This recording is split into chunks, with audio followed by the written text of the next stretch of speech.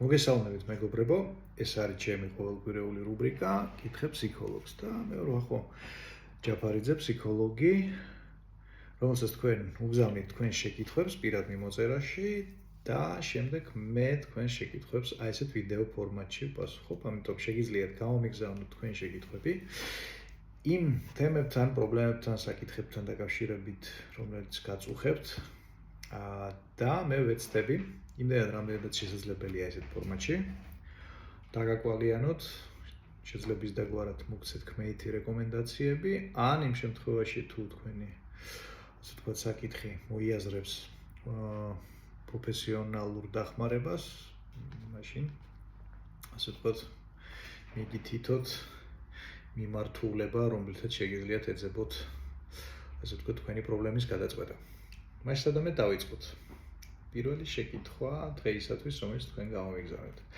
გამარჯობა.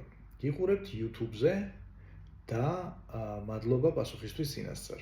ყავს ასაკოვანი ოჯახის წევრები, ვისი გაზრდილიც ვარ და წინასწარ ნერვიულობ და მეშინია მათი გარდაცვალების და დაკარგვის.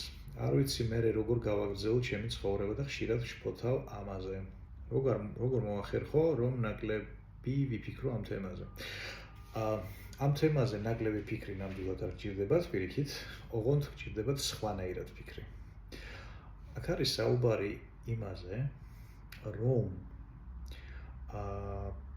გამოიმუშაოთ უნარები შექმნათ საკუთარ ცხოვრებაში საზრისები, ასე ვთქვათ, იმიტომ რომ თუ თქვენი ცხოვრების აზრს ხედავთ მანამდე სანამ ეს ადამიანები თქვენს გვერდით არიან და იმ შემთხვევაში, როდესაც სხვა სამყაროში გადაინაცვლებენ ამ შემთხვევაში აზრს ვეღარ ხედავთ ასე ვთქვათ შემდგომი ცხოვრების ხო ეს შეიძლება პრობლემა გახდეს ძალიან სერიოზული ამიტომ ყოველ ზრდასრულ ადამიანს ხო იმისთვის რომ მოვახდინოთ პიროვნების ზრდასრულობის კონსტატაცია ეს მოიაზრებს საკუთარ თავში საზრისების შექმნის უნარს ანუ შექმნას იმისა, იმ მისიის თუ გნებავთ, იმ მიზნების, იმ აზრის, რისთვისაც ვაგრძელებ ცხოვრებას. ეს ერთი. მეორე, ძალიან მნიშვნელოვანია ამ შემთხვევაში პიროვნული დამოუკიდებლობის გაძლიერება და საკუთარ თავზე დაყრდნობის უნარის გამომუშავება. აქ რამდენიმე უნარი გჭირდებათ, მაგალითად გადაწყვეტილებების მიღების უნარი. დამოუკიდებლად. მაგალითად საკუთარ თავზე დამოუკიდებლად ზრუნვის უნარი. მაგალითად ცხოვრების დაგეგმარების უნარი. ანუ გლობალურად რომ ვთქვათ, რომ გაზომოთ 10 ბალიანი შკალით თქვენი პიროვნული დამოუკიდებლობის უნარი. არა მარტო შეგრძნება, რამდენად გრძნობთ თავს დამოუკიდებლად, არამედ რეალურად, რამდენად გაქვთ უნარი, რომ საკუთარ თავზე იზრუნოთ და ისე იცხოვროთ, როგორც გსურთ, რომ დაეყრდნოთ საკუთარ თავს, ხო? ამ თვალსაზრისით რამდენად თვითკმარი ხართ.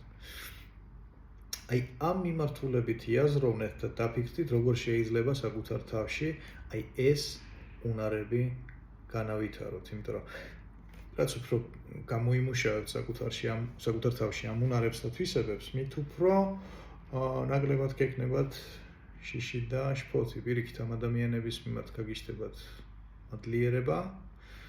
მიხდებით, რომ ყველაფერს თავისი დრო აქვს ცხოვრებაში. ეს სევდიანი ამბავია, იმიტომ რომ ადამიანის ცხოვრება ზოგადად ხშირად სევდით არის ხოლმე მოსული. და ამავდროულად სიხარულითაც არის სავსე. დარწმუნებული ვარ, რომ თქვენს ახლობლებთან ერთად ძალიან ბევრი სასიხარულო, თბილი მომენტი და ამბავი გაქვთ გამოცდილებაში. შესაბამისად, აი ამაზე რო კონცენტრირდეთ, აი ამ სითბოზე, რომელსაც თქვენ მათგან შეინარჩუნებთ და პარალელურად დაფიქრდეთ ასე ვთქვათ, თქვენ ცხოვრებაში ახალ საზრისებზე და ახალ უნარებზე, რომელიც გჭირდებათ იმისთვის, რომ დამოუკიდებლად შეძლოთ, ასე ვთქვათ, ჯანსაღი ცხოვრების გაგრძელება. შემდეგი შეკითხვა. ბატონო ვახტანგ, გამარჯობა. როგორ დავძლიოთ დაშორების შემდგომი სტრესი და შფოთი? ვცადე ურთიერთობა, მაგრამ არავისთან გამოდის, ხან მგონია ჩემში არის პრობლემა. აქ არის ორი მომენტი. ალბათ, თვითონ სტრესის დაძლევა აუცილებელი ურთიერთობების დამთავრებასთან დაკავშირებით, ხო? განსაკუთრებით მაშინ თუ ეს ურთიერთობები დასრულდა უეცრად, ეს ურთიერთობები დასრულდა ისე, როგორც არ გეგმავდით, მოულოდნელად თქვენ არ იყავით დაშორების ინიციატორი მაგალითად, ხო? ეს ერთი და მეორე, უფრო სტრატეგიული ამოცანა არის იმის გარკვევა თუ საბოლოო ჯამში როგორ მოხდა ისე, რომ თქვენს პირად ცხოვრებაში მოხვედით აი ესეთ შედეგამდე, ხო? როგორც წესი, ამის მიზეზები უნდა ვეძებოთ ბავშვობაში, რაღაც 7 წლამდე ასაკში. რა ურთიერთობების მაგალითები ქონდათ თვალწინ ერთი. საწინააღმდეგო სქესის მიმართ რა დამოკიდებულება გამოგიმუშავდათ, ჩამოგიყალიბდათ ბავშვობაში. ქალის ან კაცის როლთან დაკავშირებით გააჩნია, ასე ვთქვათ, რომელს მიეკუთვნებით. აი, აქ რა სტანდარტები ჩამოგიყალიბდათ. საერთოდ ოპტიმალურია, რომ ფსიქოთერაპიაზე მიხვიდეთ და ასე ვთქვათ, ეს პრობლემა პროფესიონალთან ერთად დაამუშავოთ. მაშინ ყველაფერი იქნება გაცილებით უფრო მარტივი. იმიტომ რომ ეხლა თუ აქტიურ ესეთ სტრესულ სიტუაციაში ხართ და შფოთავთ, ხო? ხანდახან ესეთ სიტუაციაში რაღაცების გაანალიზება, ასე ვთქვათ, რაღაცების ჩაწვდომა ცოტა რთულია. მე დაახლოებით რას გავსწრებ? ძალიან გტკივა რაღაც ორგანიზმში და ამ დროს გთხოვენ, რომ რაღაცა მნიშვნელოვანზე დაფიქრდე და პასუხი გასცეთ. თავი არა დაახლოებით აქ იგივე სიტუაციაა. იმისთვის, რომ უბრალოდ სტრესი მოხსნათ და შეგიმსუბუქდეთ მდგომარეობა, შემიძლია გასწავლოთ ერთი სავარჯიშო, ასე იგი იკეთება დახუჭული თვალი. ხუჭავთ თვალს და იწყებთ აი ესეთ მოძრაობას, ხო? იქ იქნება ეფერები საკუთარ თავს, ხო? აი ესეთი მოძრაობით. შემდეგ თვალს ხუჭავთ და წარმოიდგინეთ, რომ ხსეირნობთ ზღვის პირას და ამ დროს 20 ნაბიჯი დათვალეთ ხმამაღლა. აი რა ტემპშიც მოდიხართ, აი ითვლით ხმამაღლა 20 ნაბიჯს. შემდეგ გაიხსენეთ რამე სასიამოვნო მომენტი თქვენი ცხოვრებიდან. ბავშვობიდან მაგალითად. შემდეგ წარმოიდგინეთ, რომ სეირნობთ ლამაზ მწვანე პარკში და აქაც ხმამაღლა დათვალეთ 20 ნაბიჯი. აი მას რო გააკეთებთ, ღრმად ჩაისუნთქეთ, ამოისუნთქეთ, როგორც მინიმუმ სტრესი შეგიმსუბუქდებათ, აი როგორც პირველი დახმარება საკუთარი თავის მიმართ, ძალიან კარგად მუშაობს. რატო ხდებით ხოლმე ცუდად, რომ ესეც ურთიერთობები მთავრდება? თუ ამ ურთიერთობებს უყურებდით სერიოზულად, ხო? მაგალითად ოჯახის შექმნის მიზნით, მაგალითად შვილების გაჩენის მიზნით, პარტნიორის პოვნა იმისთვის, რომ შევქმნათ ოჯახი და გავაჩინოთ შვილები, მათ შორის გვეხმარება სიკვდილის შიშის დაძლევაში, იმიტომ რომ ესეც შვილები გიჩნდება, შენი გენეტიკა გადაიცემა და შემდეგ უფრო შვილებზე გეშინია, ვიდრე საკუთარ თავზე და ამ თვალსაზრისით, ასე ვთქვათ, როცა შენმა გენებმა განაგრძო ცხოვრება, ხო? ეს არის ერთგვარი კომპენსაცია იმის საკუთარი მოკვდავობის. დროსაც დაშორება ხდება, ფაქტიურად ამაზე უკვდავობაზე გეუნებიან უარს რა, ძალიან სიღრმისეულ დონეზე. ხო და ამიტომ არის ხოლმე მტკივნეული. მეორე მიზეზი, რატომაც გვტკივა ხოლმე ხანდახან, რომ შორდებით ადამიანს, ცოტა ხან ჩვენ twin-ი გვიცავს და ცუდ მოგონებებს გვავიწყებს, ასე ვთქვათ, აბლაგვებს და კარგ მოგონებებს გვიტოვებს მარტო და ჩვენ ილუზიაში ვართ, რომ იქ იმ ურთიერთობებში, ნუ პირდაპირ გადასარევი იყო ყველაფერი. ანუ გაცილებით უფრო კარგი იყო, ვიდრე სინამდვილეში და ასე ვთქვათ, გული იქით მიგვიწევს. ამ შემთხვევაში უბრალოდ რომ გავიხსენოთ, რა იყო იმ ურთიერთობებში ცუდი და უფრო კონცენტრირდეთ უარყოფით მოგონებებზე, ვიდრე დადებით მოგონებებზე, ეს დაშორების დამთავრება, ასე ვთქვათ, გაცილებით უფრო სწრაფად წავა. შემდეგი შეკითხვა. ხშირად მესიზმრება თითქოს ვიღაც მომსდევს. ეს რამეს ნიშნავს? კი ბატონო, ნიშნავს რაღაცა გაუცნობიერებელ შიშს. ვისი ან რისი გეშინიათ, შეიძლება ამას საკუთარ თავშიც არ უტყდებით.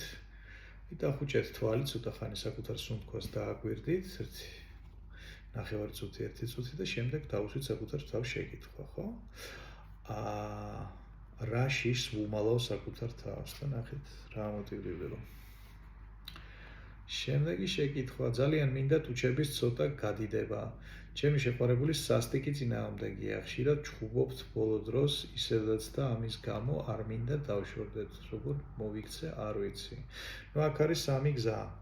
ერთი ასე ვთქვათ, არ გაითვალისწინოთ თქვენი შეყვარებულის აზრი და ასე ვთქვათ, გაიკეთოთ ტუჩების გადიდება. მეორე გაითვალისწინოთ მისი აზრი და არ გაიდიდოთ ტუჩები. მესამე დაიწყოთ ერთმანეთში ლაპარაკი, აი რატომ არის მისთვის მაინდა-მაინც ესე მნიშვნელოვანი და რატო არის თქვენთვის მნიშვნელოვანი? აი იმიტომ კი არა რომ მე ესე მინდა ან ეს არასწორია, ხო? აი რეალურად ჩაეძიოთ. აი შეძლებს დაგვარად ემოციების და ისტერიკების გარეშე. და უთხრეთ რომ რეალ მართლა მინდა მივხვდე შენთვის რატოა ეს მნიშვნელოვანი და დაელაპარაკეთ ადამიანს თქვას. მე თქვენ აუხსენით თქვენთვის რატოა მნიშვნელოვანი და შესაძლოა აი ამ საუბრებში შეიძლება ერთხელ არა და რამდენჯერმე დაილაპარაკოთ ეს. აი ამ საუბრებში ასე ვთქვათ, როდესაც დაალაგებთ ერთმანეთში დიალოგს, შესაძლოა რაღაცა თქვენთვის ორივესთვის მისაღებ ვარიანტს შეჯერდებით. შემდეგი შეკითხვა გვაქვს. 7 წელია ცოლ-ქმარი ვართ და ეს ოჯახური ცხოვრება ძალიან მომწყინდა, მგონი დეპრესია მაქვს. როგორ დავიბნო ძველი ჩემი ხალისი. ტიპიური ამბავია საკმაოდ. განქორწინებების პირველი ტალღა არის მესამე-მეოთხე წელი დაქორწინების მომენტიდან და ხდება იმიტომ რომ ადამიანები ვერ მორიგნენ ერთმანეთში როგორ ცხოვრობენ, ანუ თანაცხოვრების წესები ვერ შექმნეს თავიანთი ოჯახის, ხო? ხანდახან გამოუცდელობის გამო, ხანდახან იმიტომ რომ გარშემო ყველა მხრიდან რაღაცას ასწავლის, რომ სწორი ასე კი არ არის ისეა და უბრალოდ არ აცლიან ამ ადამიანებს, რომ დაფიქრდნენ და თვითონ შექმნან რაღაცა თავიანთი ოჯახის, ასე ვთქვათ, შინაგანი წესი. და ამის გამო ბევრი კონფლიქტია, ბევრი ჯახია და შორდება ხოლმე ხალხი ერთმანეთს ხანდახან, როდესაც ბეზდებათ ეს გამოდმებული სკანდალები.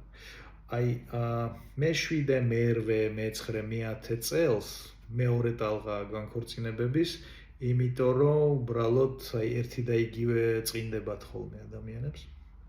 ამ შემთხვევაში აქ არის ალბათ გულწრფელი საუბარი აუცილებელი ერთმანეთთან. შეიძლება არაერთხელ, აი რამდენჯერმე. აი იმ შემთხვევაში თქვენი პარტნიორი გეუბნებათ, რომ აი ყველაფერი კარგი გვაქვს რაღაც სისულელეებს რო შევდამანებთ და ერთხელ უთხარით, რომ ჩვენ გვაქვს რაღაც სერიოზულად დასალაპარაკება. მე 3 დღეში ერთხელ კიდე უთხარით. აი 10 ჯერ ერთი თვის მანძილზე მოკლედ 10 ჯერ ეთქვით. აი 3 დღეში ერთხელ უთხარით, რომ მოდი დავილაპარაკოთ. ბოლო-ბოლო ალბათ დაგელაპარაკებოთ.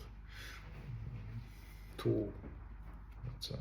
რაღაცა მნიშვნელობას მაინც წარმოადგენს მისთვის ოჯახი, ხო?